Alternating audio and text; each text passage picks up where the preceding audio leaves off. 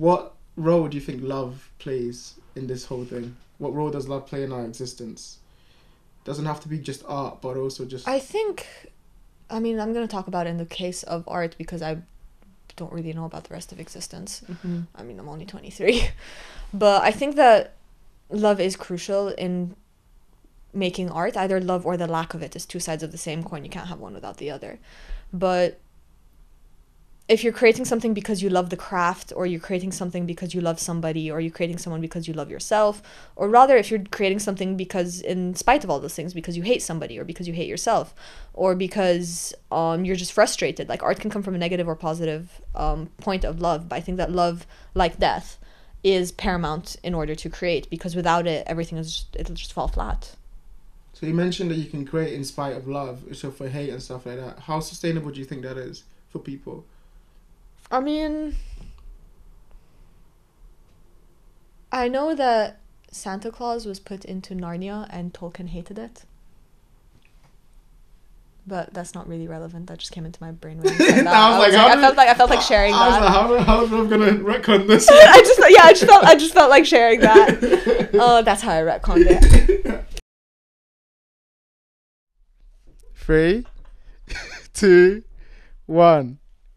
Hello. Welcome to another episode of the Jeoffrey Sarpong podcast. Today I have with me Rev. Rev, how are you? Hello, I'm chilling. Good. I want to introduce this episode real quick, and then I'm so excited for this episode, so I want to get right into it. Yeah. So okay, let's go. All right. So why did I want to speak to Rev today? So let's take it back for a second. When I first met Rev, the first thing I realized was the artistic. What's the mosaic? What's the word? The artistic, just like landscape of it all. Like just if you could see. So we've kind of trying to position some of Rev's creations. If you could see the depths of all the stuff around us, you can't even see what's on the tables there. But Rev's one of the most artistic people that I know. They're probably the most artistic person I know in terms of when it comes to creating stuff. And the point of this podcast is to get to talk to people like that, people, artists, and the reasons why they create, the reasons why they believe creating is important. And so I've always wanted to do this, and I'm so glad that we get to do this today. So thank you for doing this with me. Thank you for having me, Of Jeff. course. Okay, so all right. So the first question I wanted to ask is about your inspiration, right? Yeah. Inspiring, where did it start from? I know you've mentioned before about your grandmother. So tell me a little bit more about your grandmother, how she inspired you, just how your artistic journey began. Okay. Oh, I get the mic. I get the mic now. Oh my God. I don't know, my grandma is she's my best friend. She's always been there for me, and she's been a huge source of artistic inspiration for me because she basically taught me how to do art. As a kid, she always used to bring me really weird kits to experiment with at home. So from plaster of Paris that you'd mix together with water and then pour into a mold, and then you'd wait for it to dry and paint it, to porcelain masks that she'd bring home, and then I'd have to also a lot of it was painting based, but she also taught me how to knit, how to sew. She helped me a lot with my cosplay stuff later on when I started doing that. But going back way back when we're talking, when I was 4 or 5 years old, she'd always have something fun for me to do. And it's not just this with art, but also with literature. I'm pretty sure my grandma's the one that taught me how to read. Oh wow. Yeah, it was this old book called Sharing a Shell. I I remember the book. Crazy. It was this sparkly book about a snail or a hermit crab or something that had a shell, and it didn't want to share it with other sea creatures, and then it got lonely. And she taught me I remember sitting there in my bed, and she used to read to me every single night. She'd come from her house and she'd sit and she'd read to me. And honestly, some of the best childhood memories I have are with my grandma. My grandma is an absolutely amazing woman, and she's so inspirational. So in the beginning, when she was teaching you about art, what part of art did she teach you that resonated with you the most at that age? Never leave a paintbrush in water, otherwise she'll give me a toothbrush. What does that mean? It damages the brush, apparently. Okay. Oh, she'll give you a toothbrush to actually do. And did you follow it? Yeah. I'm clearly not following it now because I've got a pot filled. Grabs, don't look at the table. It's fine. I've got a pot filled with brushes. No, they're soaking because I ruined they're crappy brushes anyways, but I ruined them with paint. You don't have to explain. It's fine. I know, but I feel like I have to. I feel like my grandma is just gonna be there and she's gonna be like, Rev. I can't believe you did this. Yeah. Okay, so talk to me a little bit about your artistic journey then from the beginning. So since that time, what was it like growing up with art on your mind, and like how did you really like? When did you start really falling in love with it? I always kind of used to do it just like in the background and habitually. I fell in love with reading before I fell in love with art. Okay. So I started reading like the amount that I do now, or at least like started building up towards it when I was in like 5th grade. So I was 10 years old maybe. Do you remember like the first book you read front to cover? Yeah, I think it was Dragon Keeper. Okay. I don't remember the author, but it's like set in like ancient China, and it's about this girl who has to take a dragon to the island of youth, but people are hunting the dragon. Oh wow. It's a really good book. Like I want to reread it now that I think about it, but I think that was the first book that I read from like cover to cover, and I just like binged it, and that was like what made me want to be like fall in love with writing and reading. Yeah, and so like do you kind of like merge those two, like your reading, like your writing journey and also your artistic journey? Definitely. Kind of like all in one? So the way that I write stuff is I'd sketch a character first, and then I'd give the character a name and a personality, and then I'd create the story around the character. So for my first book that I've put up online, Charmer, it all started off by me being bored in accounting class when I was a finance major, and I just drew a picture of this like dude playing a violin in an apocalyptic like setting, and I was like, that's pretty cool. What can I do with this? And then I slowly created the story, and then I created his partner Kai, and then it just kind of escalated from there. So it starts with drawing. It doesn't even start with like, it starts with you drawing. Yeah, it starts with me designing a character. Okay, that's fascinating. Why do you think that is? Why do you like, what about like once you design a character, what about it? Your mind goes, that's a story. Like, oh, I can make a story from this. Oh god. It's a hard question. Yeah, it's a hard fucking question. I don't know. It's just I create the character, and then it's usually because I'm bored, and usually I'm bored in class, or now I guess bored at work. Yes. And I just go on these little tangents in my head of like, what if? Yes. It's like, what if this character did, I don't know. I'm not gonna come up with a plot on fucking camera because it's too much pressure. Yeah. But I know exactly what you mean. It's like, like boredom is inspiration because it gives you that. If I'm here daydreaming, like I've done that since I was a kid. It is. Like daydreaming is where most of my creative endeavors come from. I mean, it's really, it is like, I mean, I chose Reverie as my name for a reason. Like, I mean, being non-binary aside, like it just made sense because like I always have my head in the clouds. Yeah. I failed a driving test once because I was busy daydreaming. During the driving test? Yeah, there's a reason that. You're not nervous. I'll be sure. I drive in Lebanon. Yeah, true. So it's good. I was like, yeah, it'll be the same. No, it's not. It's not the same. No. They very much care. No, yeah, they care here. They care a lot. Yeah. Okay then. Okay. I did want to really get into that, like your artistic journey from like when you were young into now. So like following that timeline, do you remember like your first painting? I know these are like hard memories. Like remember like your first or something. I remember my first sketchbook. Go that on. Counts. Talk about that. It was like a tiny pocket sketchbook. It was like about like that big. Yeah. And I decorated the front with like stickers and stuff. Yeah. And I started off by just finding pictures online of like proportions and stuff and sketching them. And I drew I did ballet at the time, so I drew a lot of ballerinas. Yeah. Like a lot of ballerinas because it was really good to get like because like your bodies would be positioned in really weird angles. So it was a good exercise to work on like proportionality and just like structuring and posing. Because they'd be in like awkward angles, so you'd have to draw the leg the right length every time, otherwise they'd look like a alien monster. So you just spent like days just drawing legs over and over again because of the proportions, trying to get it right. Yeah, and it would mostly be in class, not gonna lie. Where else are we gonna at home? No. I used to take my sketchbook to class instead of my notebook, and the teachers just kind of eventually gave in. just like they let me do my own thing. Yeah, they're like, that's Rev, they paint. I was like, yeah, I'd be in the back of a French class with like my watercolors. I don't know if that's a good thing or not, right? Hey, I did good in school. Okay, so you'd be able to just do whatever you want because you did good in school. Basically. Was art your favorite subject? It was, but I didn't take art as an IB subject actually because the art teacher and I didn't get along. Oh wow! So what did you? I took psychology instead. I did art on my own time. Oh. And then I ended up going to art school after I did finance. Yeah. And what was that like? Art school. Remember your first day at art school? How were you feeling? Way out of my depth. Really? Way out of my depth because everybody there was such an insane artist. Like they were all technically like way better than I was because they'd spent time being professionally trained. And some of them were just genuinely better. Like they were just better artists. And I remember like my first day of art school, I was just sitting there and I was like, what the fuck am I doing here? Like I don't belong here. And I mean, turns out I didn't. I ended up switching majors. But everyone feels that though. Like I feel like everyone, like even in masters, right? When I met Kieran, the first couple of weeks I was like, what the fuck am I doing here? I don't feel like I belong here. And then over time I saw, no, with literature it wasn't like that. I like instantly like I was like, this is where I was like, I'm home. Yeah. Okay. And it was nice. But art for you was hard to kind of. Yeah, it was, cause I don't like doing it with like discipline in mind. I just like doing it for fun. Is the thing. Do you feel the same way about literature? No, I'm much more like, I don't know, quote unquote disciplined when it comes to like the way that I write essays or if I'm writing like a creative work. It's a different process. Okay. It requires more marination. More thinking, more like purposefulness in terms of like for me at least. What you're gonna do. No, I agree. I relate to that too. I also okay. So you've got your artistic. You talk about when you started the sketchbook. You've got writing. What other type of artistic endeavors have you kind of been? I know. You've done ceramics, cosplay. But talk a little bit more about that. I mean, my current obsession is painting on hoodies.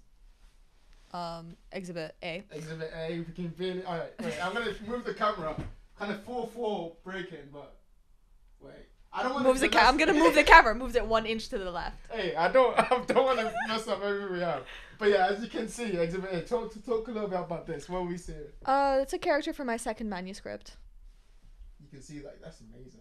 But we I'm not done with it. We don't want to talk about. Yeah, we're not talking about the character yet. But like you can see, like you're painting it on a hoodie. Yeah. So you're matching clothing and art. No, it's just I want to wear a hoodie with cool shit on it. But you want to wear a hoodie with your cool shit on it. It's stuff that you've done yourself. I guess. I don't know. I was just kind of like, Kieran was like, paint a hoodie. And I was like, okay. And you chose that? And I was like, what should I paint? And I was like, I'm going to paint that. Yeah. It was going to be a mushroom lady at first, but then I was like, nah. It's better if it's like this. Yeah, creepy fae ladies. Yeah. I've gotten really used to, like, they're basically all I draw now these days. Like when I'm drawing characters. Because I want to get into the headspace for Phantasma. And that's all I'm going to say. It's fascinating how like you are the front end and the back end. So like what I mean by that is like you create the art and then you are the writer also with that. So like just basically 360, like you're creating your universe by yourself. You don't need other people to draw your fan art. You will I would welcome the fan art is the thing, and the fanfic. The reason that I like writing is because I want to create the characters and have other people write fanfic so I can be like, that's me. Hey, no, not that's me, just so that I don't have to do it. The universe creates itself. Yeah, the universe creates itself because I believe universes are meant to be shared. Yes, yeah. Art is meant to be shared for me. And my literature is meant to be shared amongst people. And if someone can relate to it, then I'll consider my job well done. It's interesting how you married the two. How like for you it's not separate. Like your art and your writing. I can't do one without the other. Why is that? Because I've always done it that way. I guess it's too ingrained into me. I don't know. It's part of the experience. It's an experience. I like creating experiences rather than just things. On that topic, actually, I have a quote from you, Rev, and so you once said in the conversation that we had on this podcast, you said it's all about creation. It's about getting what's inside of my head onto paper, because universes you create can be infinite. They have infinite possibilities, infinite potential, infinite stories. And I think it's a shame that people don't value that as much as they should. So just, can you elaborate on that idea of just like infinite? Because, okay, first I'm going to say what you mean, but when you said that, right? Because I completely agree with you. I think the world that exists within us, within our heads, is not something we take enough value of. We kind of treat it like it's separate from the world that we can't really, inhabit, because everyone's just so stuck with like the menial labor of work. They don't take it seriously, the ideas that they have.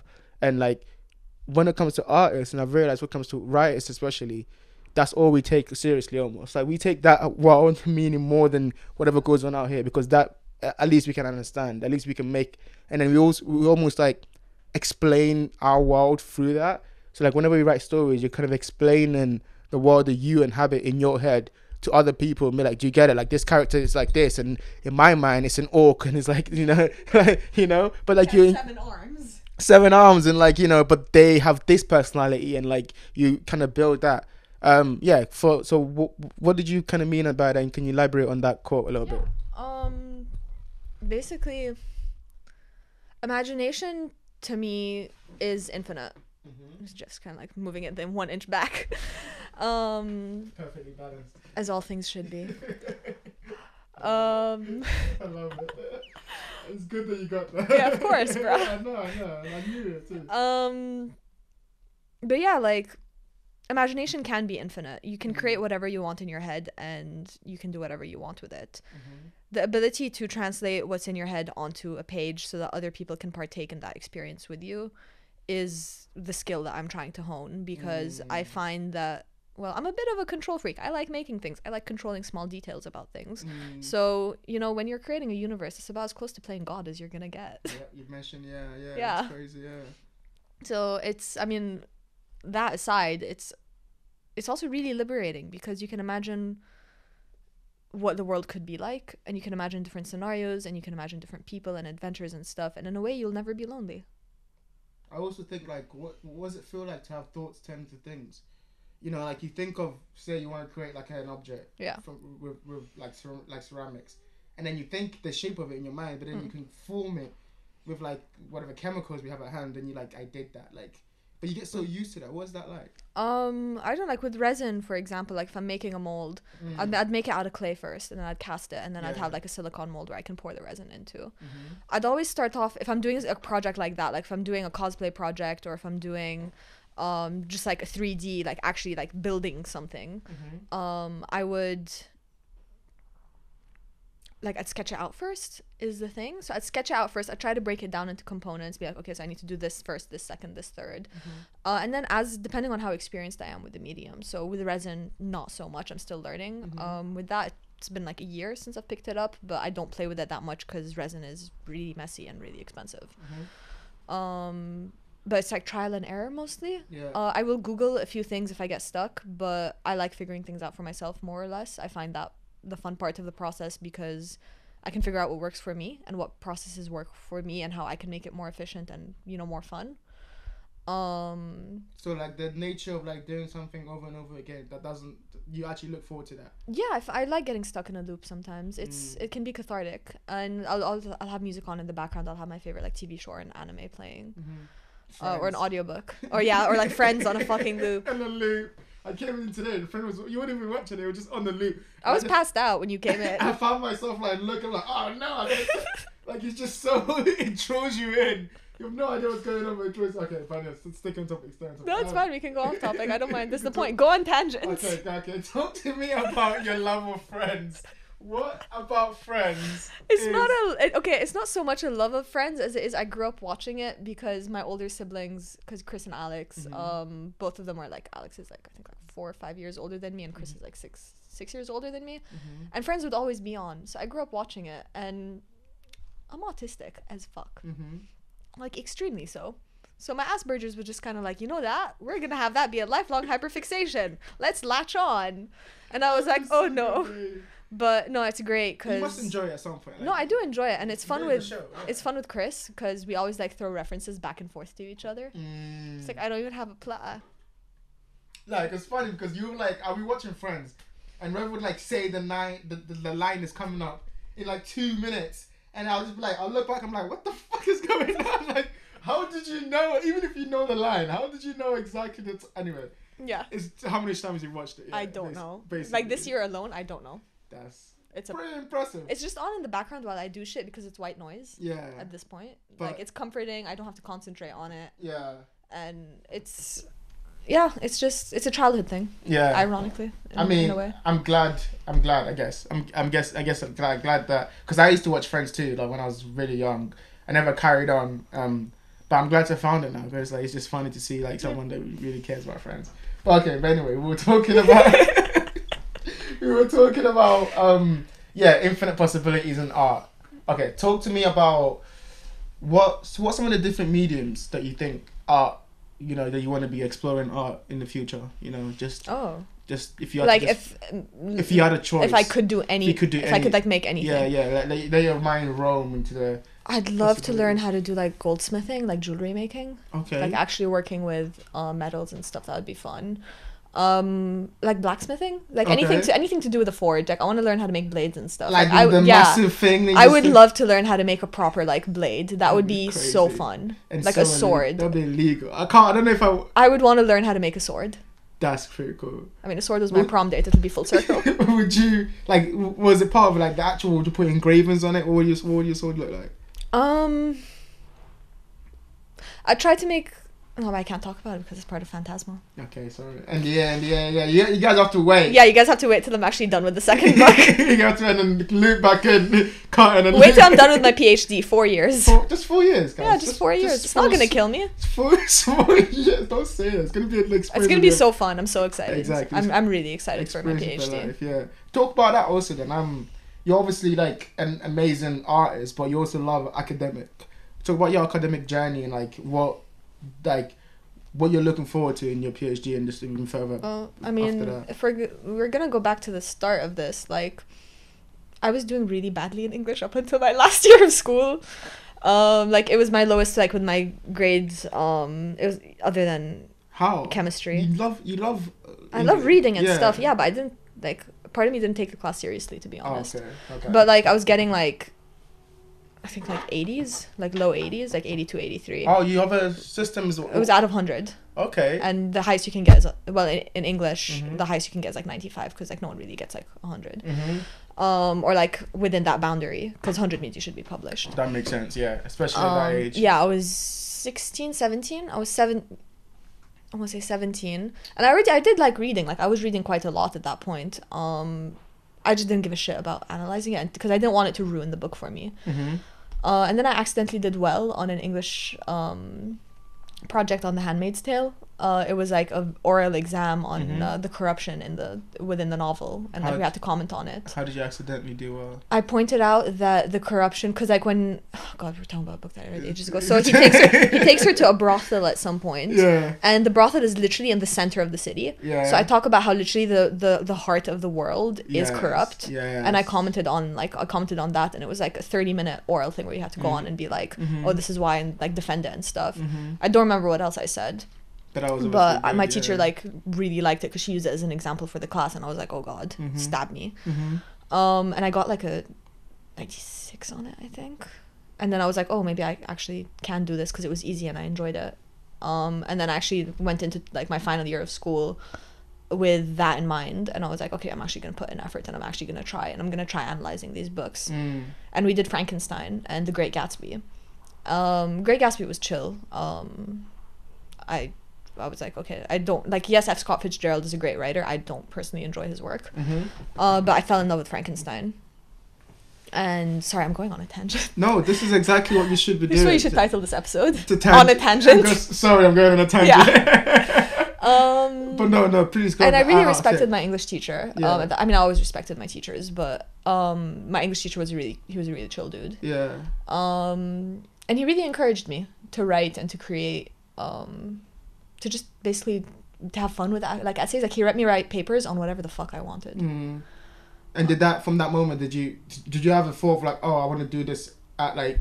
Yeah, I thought I wanted to do it at uni. Yeah, PhD or was just? No. Just I was like, maybe I'll do it as an undergrad, and then when it came time to apply for undergrad, I was like, nah. So I applied for business. Same. And yeah. Same. I didn't know what I wanted to do with my life. I was like, fuck it, I'll be an investment banker. Yeah. So I did that for 3 semesters, hated it. Yeah. And then switched to art and then switched to English.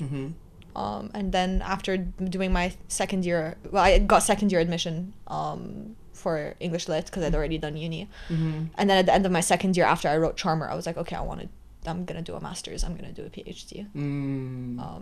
I'm taking it like the whole way. What was the inspiration? What was the seed of thing? I was worried my degree would be useless without it. You have to go all the way to the end, otherwise.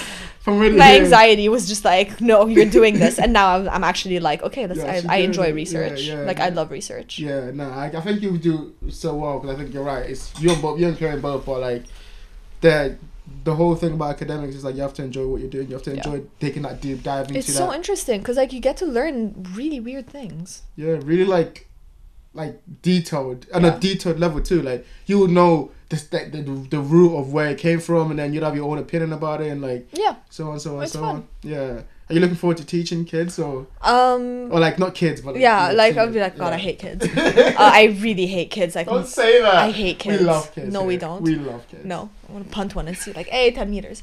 I'm gonna be on a watch list. I'd be surprised if I'm not. That's why I'm trying to help you. We love trying to clean up my image. Before I need my coffee. I have coffee. I forgot about it. Probably cold coffee now. I don't care. Part of the reason, aside of this pisses Kieran off so much. I don't mind drinking cold tea and coffee. Yeah. Because when I used to do art, for hours on end, because I used to have an art room back home. Yeah. I used to like have the cup of tea, and I'd be working, and then I'd forget I'd have tea. Yeah. And I'd work for like 3 hours, and I'd be like, shit, I have tea. So I'd finish the tea because I didn't want to waste it. But it would be cold tea. Yeah. So now I'm just used to drinking cold tea. That's not, I mean, yeah, fine. I was going to say that's not great, but I remember like I sometimes do that too. Well, I'll have like a carton of coffee. I'll come in the morning, and then over the day I'll just keep drinking, and it'll be like nighttime. Okay, same difference. Yeah, same shit. Yeah. So I can't really, hypocrisy, Jeff. I know. Hypocrisy. Just one thing about me. Okay. You heard it here first. Okay. I can edit that part out. Just edit that part out, Jeff. Come on, hypocrisy. Okay. One thing I wanted to ask you. This is not kind of in a question based on art specifically, but it can also be applied to art. What do you think drives human beings? What do you think, with your knowledge of people, just your understanding of the world, if you had to guess, if you had to just think about it for a second, what do you think is the driving factor of people? Okay, this is probably gonna get a bit dark, but I think it's the fact that we're all gonna die is what drives people, because it's that fear of knowing that you have limited time. Otherwise, people would just procrastinate till the end of reality. I mean, I read this really good book series called Scythe, and in it said, like, in it they conquered like diseases and death and stuff, so everybody's basically immortal. And you have professional grim reapers who, like, if they kill you, your death is permanent, like they can't revive you. But the author, I think it was like Neil Shusterman, I don't know if I'm pronouncing his last name correctly. He described it as the best an artist could be in the time of an immortality was mediocre. Oh, okay. Develop that. What does that mean? Basically, without that like fear of like, holy shit, you're gonna die one day, and like that gripping, like, oh my god, I don't have enough time. I'm like, everything's running out. Life is moving too fast. You're not gonna be pushed to create, because that urgency, that state of passion, that grief, that like those heightened emotions all get numbed out because you have eternity. Now, don't get me wrong, I'd love to be an immortal, because it means I could spend eternity just learning every single skill on the planet. Yes, but what would be the point? But yeah, exactly. Like, yeah. I mean, once you 100% life, what are you gonna do? What are you gonna do? Yeah, exactly. And even, okay, here's a thought too. More, immortality seems out there, but like, one really realistic thing that could happen is AI. Like, if AI was to get like mass, I guess, output, mass produced for everyone, we could almost have a state of where we don't have to work. Or we have abundance where we can just stay at home and not work. I don't believe that AI can take over most jobs. I believe it's useful as a tool, but I believe that humans need, at least at this stage, because I don't know I know nothing about tech. I'm like technologically stunted as a human being. But I think AI lacks that human emotion and that nuance that will make it real, because unless you experience real thing, like the way I write is I don't plan things. I sit down and I word vomit. But I write about experiences that I've had. So like, I've snapped a tendon. I've written about that in Charmer. I play an instrument. I've written about that. I do sports. Like, I teach myself things so that I can write about them. It. That's fascinating. That's what you're saying. There's no way an AI can even see. Yeah, unless like the AI itself can experience the feeling of like sunlight on its skin. Yeah. It's never gonna be able to accurately describe it. Yeah. But okay, then here's a slight pushback on that. They would say that AI doesn't need to experience it itself. It just needs to be able to regurgitate the information that human beings feed it. Exactly, but human beings fed it to it. What happens when human beings get too lazy to feed into information? Eventually, you're going to get stagnant. Yeah. It will just create stuff up. Do you think AI could replace... Like, what effect do you think AI will have on writing? It will cause damage, especially since a lot of people think that AI can replace writers. That being said, AI can be very useful as a research tool. Yes. It can be wow, extremely yes. useful as a research tool if utilized correctly. Yes. Just please don't plagiarize. Don't play. Just don't be an idiot and plagiarize. I feel really strongly about this. Really? Yeah. Why? Go on. Talk a little bit more about that. You've never mentioned it For before. legal reasons, I cannot. That's very foreboding. Okay. Jeff, you know me. What about me isn't foreboding? That's very fair. It's like ominous. That's very ominous. Yeah. Fine. Okay. To be a picture in the dictionary of me going like this. Just ominous. Ominous. And me.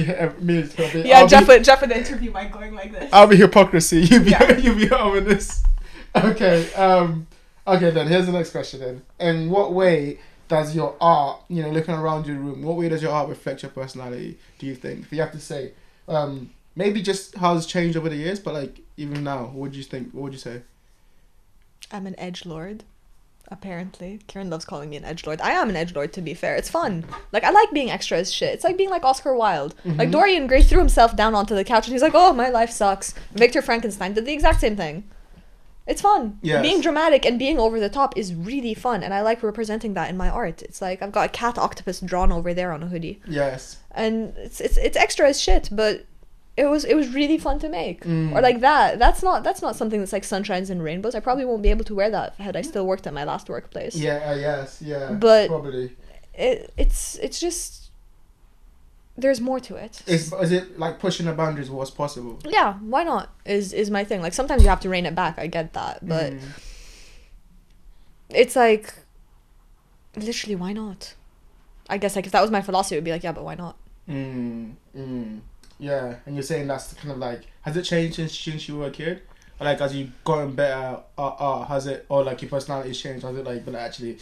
No, ever since I was a child, I was always like obsessed with like weird macabre shit. So like the first book that I ever tried to write, I was in, well, again, 5th grade, so I was 10 years old. And it was about like these 3 sisters that were like the descendants of the 4 horsemen of the apocalypse.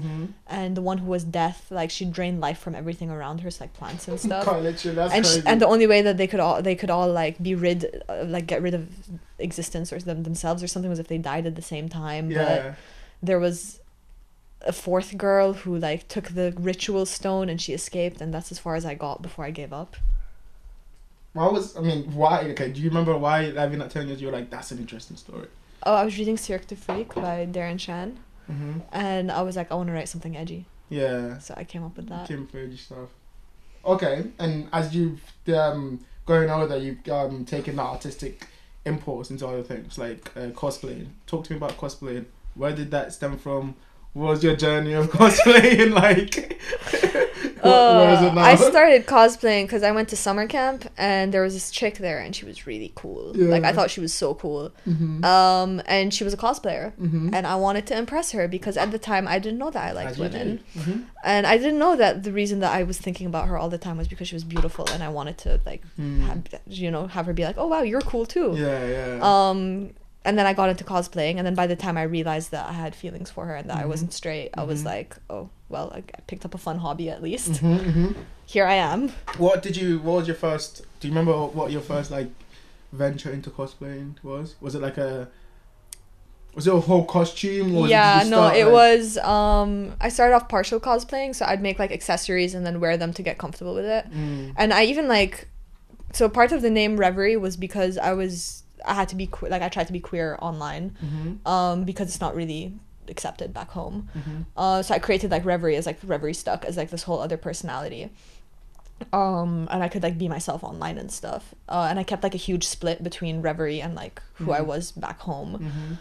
Again, another tangent. I'm sorry. Don't apologize for tangents. No. Keep going. Yeah, so I kept such a split. That's when I started getting known as Reverie, and that's where I could be like, pansexual and non-binary online. And I posted a picture once of me in full cosplay wearing the pride flag, and I was like shitting myself because I was so scared that someone would figure out it was me and then and like put 2 and 2 together. No one did, obviously, because unless you're looking for it, people don't know like what it is, at least with me. I was 16 at the time. And then I came to England to meet my Comic-Con friends. You went Comic-Con? Yeah, I went to Comic-Con. It was fun. What was Comic-Con like? Your first Comic-Con? It was so uncomfortable. My God, like being in full costume and heels all day was Yeah, I can imagine in the heat and just like. No, it was in October. It was freezing. But was it inside, indoors? It was indoors, outdoors. But my outfit okay. didn't have like a jacket. So you were just like. I was cold. I was. For the fashion, for cosplay. Yeah, literally, like for cosplay, like, I go out in the snow. Oh my god! Why? For the art. For the art. Live and let art. Yeah, I mean, literally for the art. I did ballet for 10 years, Jeff. Like. So you just. The pain. It's for the art. That's fair enough. But like cold and stuff, I did not do well with. So I think my mind is just like. I mean, you know me. I'm always cold. I was asleep next to the radiator. That's very true. Yeah. So I like turned the couch towards the radiator. Just to just have that block, just to repeat of that heat. Okay, and then what's cosplaying like for you now? Like I don't cosplay anymore. It's too expensive and I don't have the time. Like I literally don't have the time. Like I'm trying to write my manuscript, trying to do my PhD, trying to hold down a job. Yeah. Have my relationship, manage the house. Like. But would you like, if obviously not to the extent you were doing before, but if it was. I enjoyed making this stuff. I wouldn't want to get into cosplay again because it's just too uncomfortable. Like as I've aged, I've learned to value comfort quite a lot more than I did when I was younger. Yes, yeah. So you wouldn't even put yourself in that situation again, where Probably you were just not. freezing cold.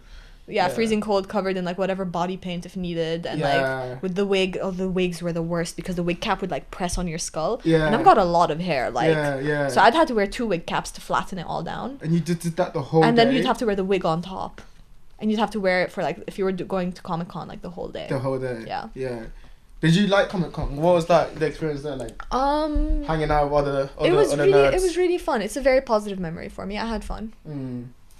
I had fun. I still talk to one of my cosplay friends from today. I mean, we barely speak. We message each other like once a year to make sure that the other's alive. Just make sure, yeah. Yeah, but no, he was they. I think. I don't know what their current pronouns are. I think I'm just gonna go with they. They were a really good friend over COVID. Like we played D&D together and stuff. It was really fun. You make some cool friends with like that's what's so interesting about like stuff like that. Like little hobbies. Like you can make friends that almost lifelong friends because you thought this one hobby was cool, and then you find something that you like. Yeah, I mean, look at you and Kieran. You both thought English lit was cool, and that was a hobby, and then now y'all are best friends. That's true. That's very true. Yeah. So it's like yeah, and then we get to meet you. Yeah. So it's like yeah. And then enter Rev. Stage little left. hurricane. Stage left.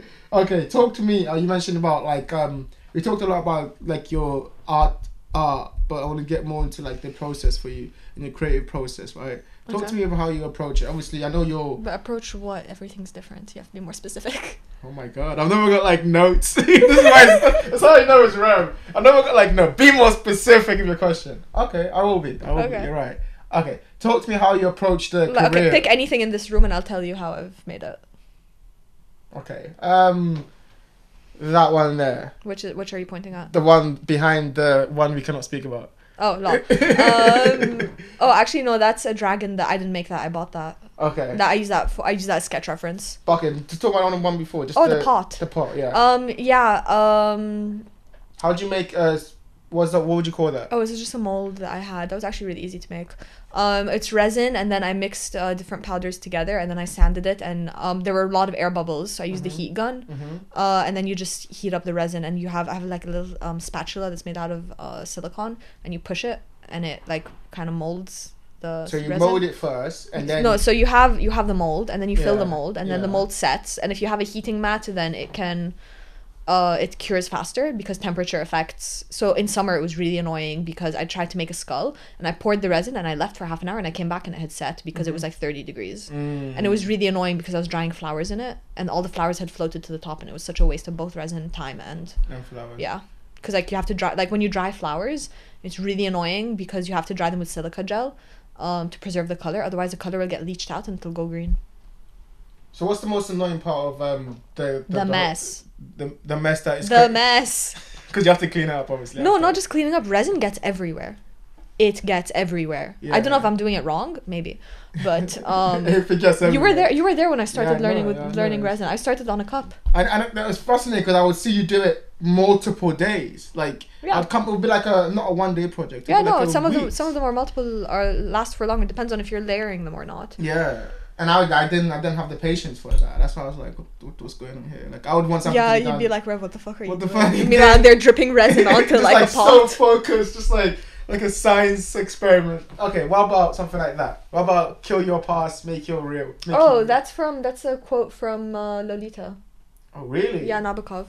Really? Yeah, it's a bastardized quote. So I stripped it down, but yeah. I like that quote. I remember when I first saw it, I was like, that's fun. And then like the picture thing behind it, you guys can't see it. Do you want me to pull it? Go on, grab it quickly. Yeah. We'll talk about it. Leftover red paint. So ready? Boom. It's a mess. You guys can't see it, but yeah, it says kill your past, make you real. What inspired that? Why you speak? I'll kind of hold it for you. Thank you, Jeff. Well, as you can see, I'm gonna go off on it. Imagine this is like I'm in art school. This has no meaning. I thought it would look cool. It did. To every art teacher who was like, "Yeah, Trev, but you're a citizen of the world." No, I just make art sometimes for aesthetics. But even with the aesthetics, though, right? No. It's that there's no meaning at all. I thought it would look cool, and it does. Why did you think it would look cool? Because I like red, and I thought it looks like an eye, so it kind of looks like someone's weird face. And then I like the quote, so if you layer it, it looks cool, but it literally has no meaning. Yeah. It's just pretty stuff for the sake of prettiness. Do you do some stuff for meaning, or is all your art created for the sake of art, like the look of it?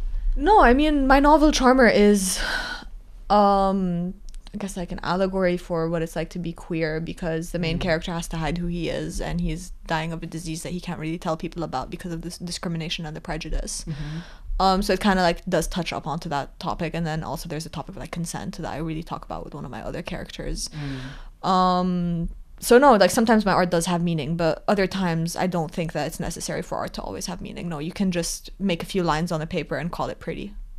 So okay, I've had this conversation with people many times, and I've kind of argued with them about can art be like, what is art? What is classified as art, right? Like, because some people can say you can have a dot, and a white background, and you call that art. I wouldn't call that art. I mean, I would call that art, but that would be a different kind of art. It would be more like, I don't even know what you'd call it, like conceptual art, like not even conceptual art. Like if it's a commentary, like I have performance art where people would sit there for hours just completely still. Yes. A lot of people would argue that's not art, but it is. It's performance art, so that would probably be something more along the lines of its own category. Yes. But I wouldn't place it.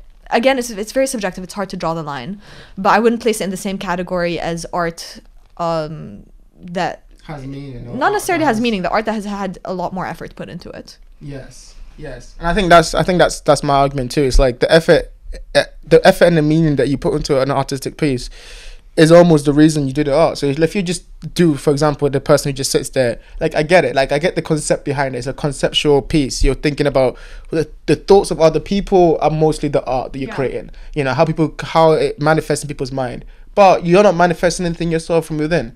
I think that's what makes art true art, when you bring something from within and you can express it. Do you agree with that? Actually, I do. This is probably not great for the podcast, but it's the one time I agree with you. This is great for me. It's the one time I agree with you. This is gold right there. Like, this whole thing was a setup, so you could agree with me. Oh, yes. This is all planned. Do you believe in free will, Jeff? Do you want to have that conversation? No. It was the podcast. It will literally be 4 hours long. Okay. Here's another question then. I know you mentioned before. So you mentioned before that you've not had a creative block. So one of the questions I was going to ask you was how do you overcome creative challenges? Yeah. But talk about that. Talk about how you've kind of been able to keep yourself engaged, keep yourself inspired. Never had that that kind of, because I feel like for me, for example, if I was talking about myself, I think it's weird too, because I feel like if my life gets so busy, like my the stuff that I have to do, people have to see, work and all this stuff, I find it very hard to be creative. But over that period of time, almost my subconscious is being creative anyway. Yeah. So all it takes is just one day where it's like everything flows out, and an idea that I've been thinking about subconsciously will flow out. But like sometimes, like when I guess maybe I don't make time for it, but like when I was in the artistic flow, I didn't even have to make time for it. It was just something I create all the time. So the question basically is, do you feel like do you have artistic like challenges, and how do you overcome them when you do?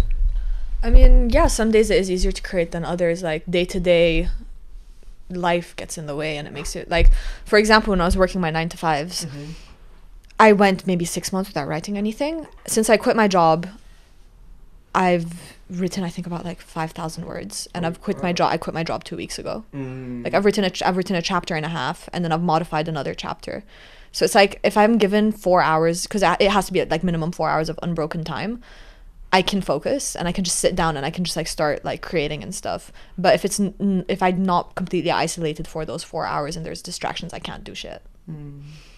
So do you see yourself kind of isolate like in the future? Oh, I go on yearly writing trips. I know you mentioned. Yeah. Talk about that. What was the thinking behind it, and how does it help when you do that? Well, I did it for my dissertation last year when I went to Bath, and I locked myself in my hotel room for 10 days. Where in the morning I'd get up, like run, have breakfast, and then I'd write till 3 p.m. and then I'd there was like this like really cheap local spa with like thermal pools, and I'd just go and I'd chill in those, and I'd play Divinity or Baldur's Gate till the evening, and then I'd repeat, and it was just a cycle of like writing for like 4 to 7 hours a day for 10 days, and I got my dissertation done, and I got like part of my manuscript done there too.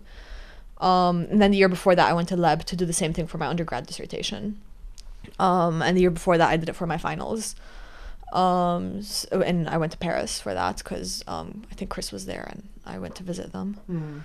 Anyways, yeah, I find it really helps. So this year I haven't decided where I'm gonna go yet, but I want to just sit down and have at least like 2 weeks where I do nothing but write. What part of getting away from your normal surroundings, how does that help? I just have so many responsibilities is the annoying thing. Like there's always something to do. It's always like a chore to be done, a bill to be to be checked out. Like I have to sometimes do therapy, or like which gets in the way.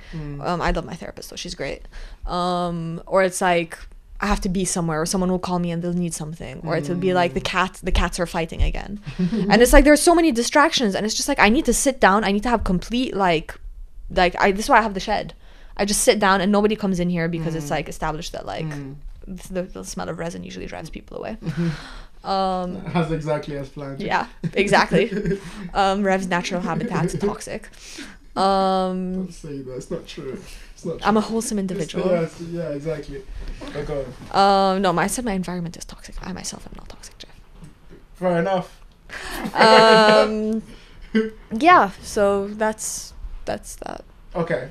Yeah. So and is the goal when you're creating stuff it's not an output, right? You just so when you sit down, you sit down and just let your brain flow. So you don't sit down with a goal in mind. You're just sitting down to see what comes out of. No, I mean I will have like a base skeleton where I'll be like I know where I want to go. Like I'll know that in Charmer, for example, I knew that I wanted him to, spoiler for everyone, I wanted him to get maimed at the end. Like I wanted him. It's a massive spoiler. That's fine. Yeah, people read it if you want to find out why and how. That's bring it back around. Yeah. That's amazing. Yeah, suspense. The brand, Jeff. The brand. Okay. So I'd work towards that. Like I'd have goals that I work towards, but what happens in between is completely up for grabs.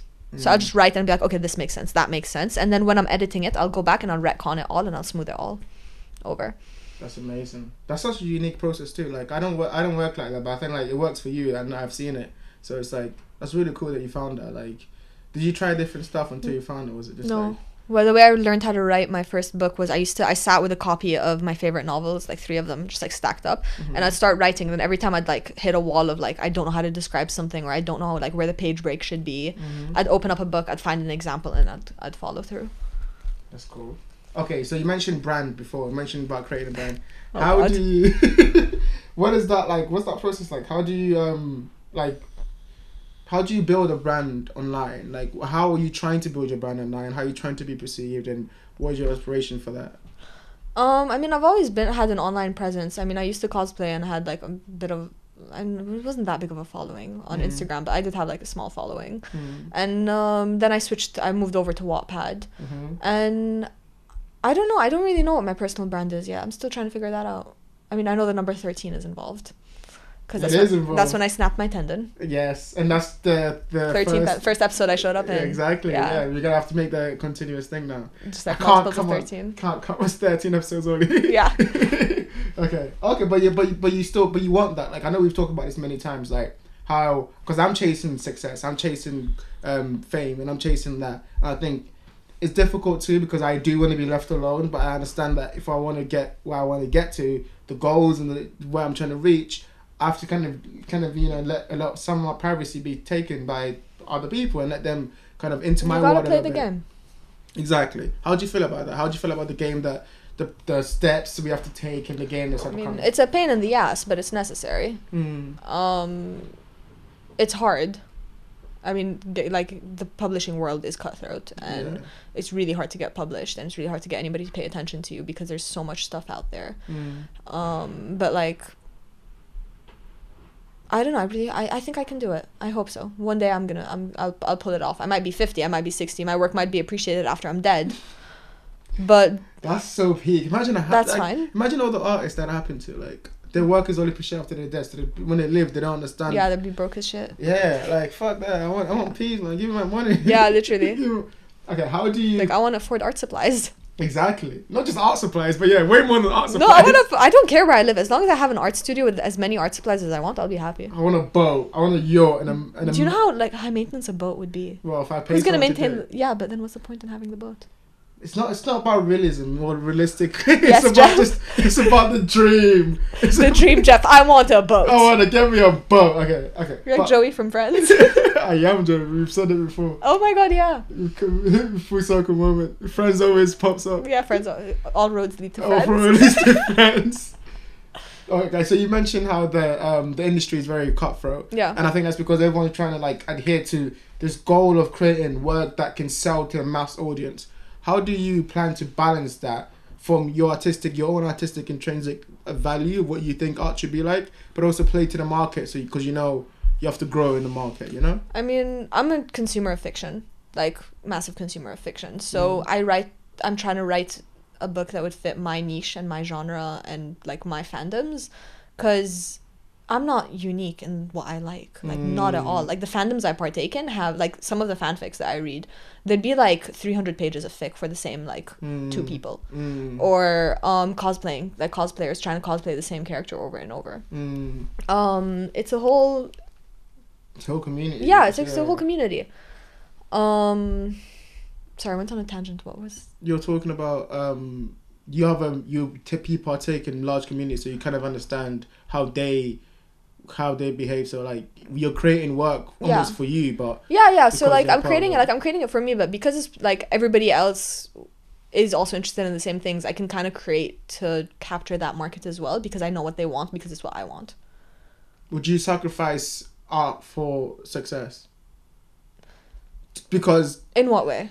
As in, if you were, for example, coming out of your first book, right, and they were like, we're gonna make a whole series, but your first one, we want you to do it this way because when it sells, most people... Oh, so if they, like, tell me to make, like... Okay, if, like, it depends what it would be. Like, if they told me to make Kai or Atlas, if they told me to make one of them a chick, I tell them to go, like, I'm sorry, like, go fuck yourself.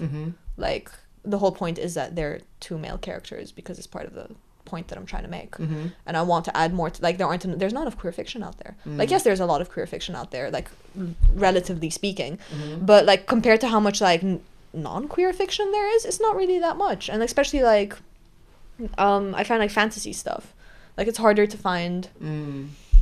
I don't know, it's just in my experience, at least, because, like, when I was growing up, I had very limited access to queer media, and it really sucked, because media as well helps you realize that you're not alone.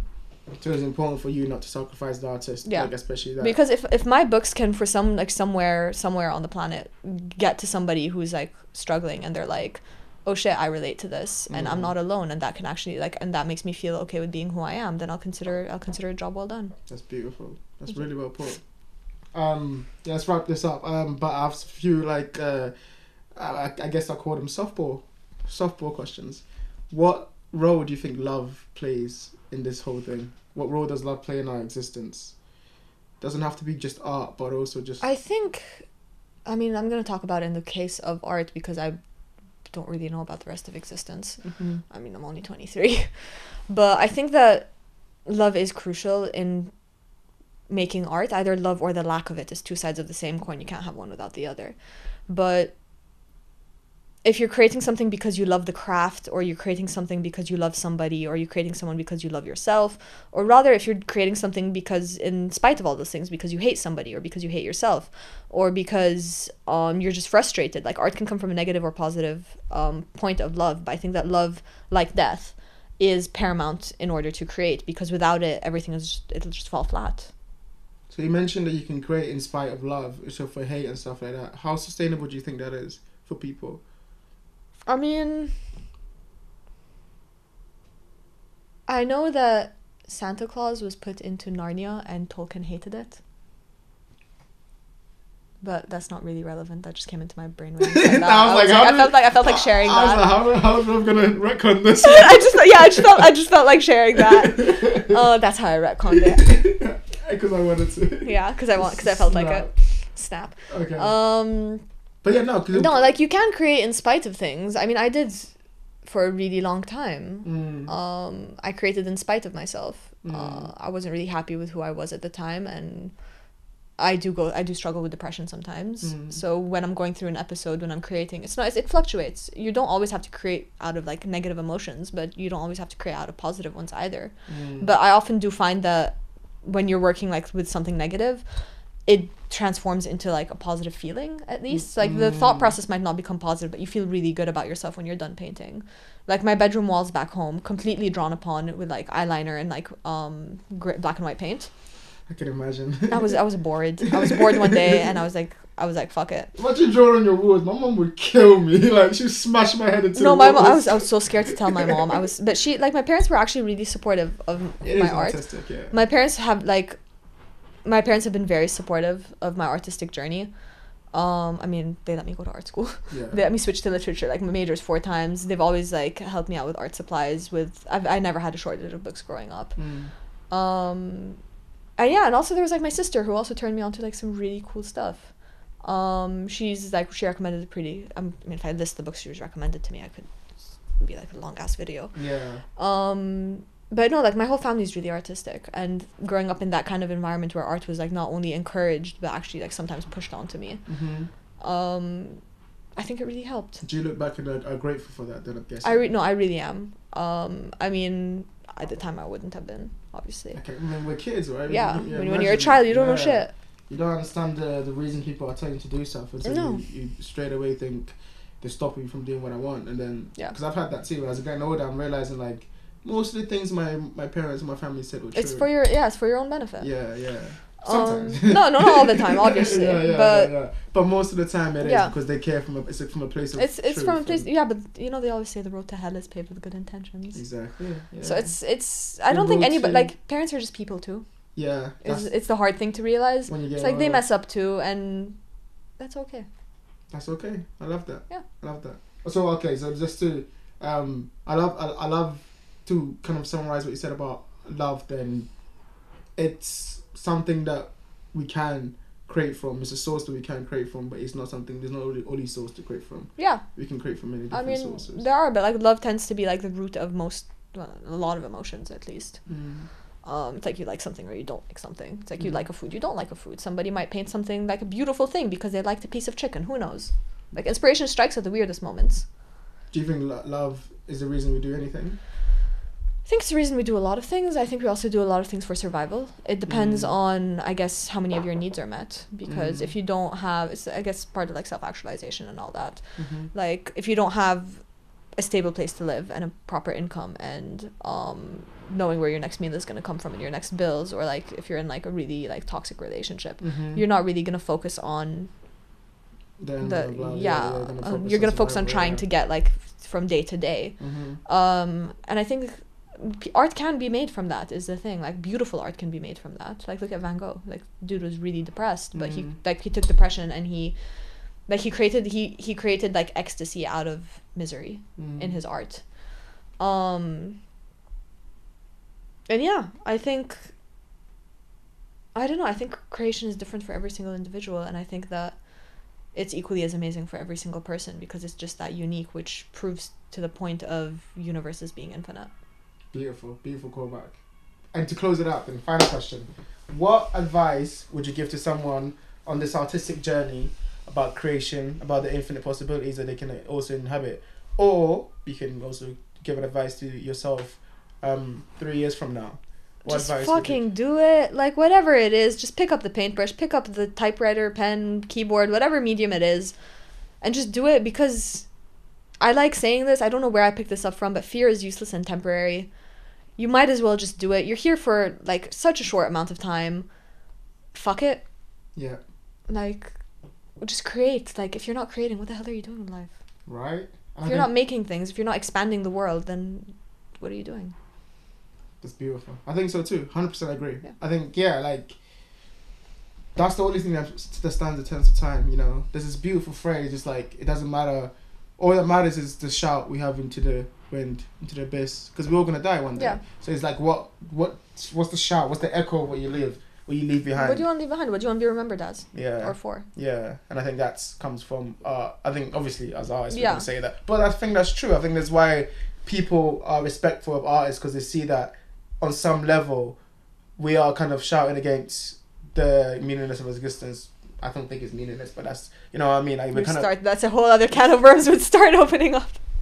Kieran will start coming. What did you say? Kieran just appears. That's how we summon Kieran. Okay, thank you so much for doing this. Thank you for having me. Of course. Do you have any questions for me? I've been peppering you with questions, but I always give the guests an opportunity to ask me any questions they wanted to ask me during this conversation, or maybe as long as you've known me. And do you have any questions for me? If not, that's totally fine. You can think of one for next time. Would you rather? Okay, that's amazing. It's a good start.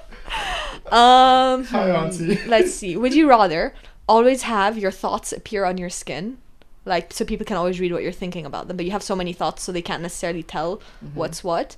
Or would you rather be the only person who doesn't have that but be able to read everybody else's thoughts? Ooh, go on. I can go with that. So either to be able to read everyone else's thoughts on their skin, or just or opposite way. Yeah. But like you always know what everybody's thinking at all times. I think that would be difficult, right? Because I don't want to know everyone's thinking at all times, but also don't want them to know what I'm thinking at all times. That's the point of it. I think I'll probably choose for them to know what I think, so them to know my thoughts on my skin.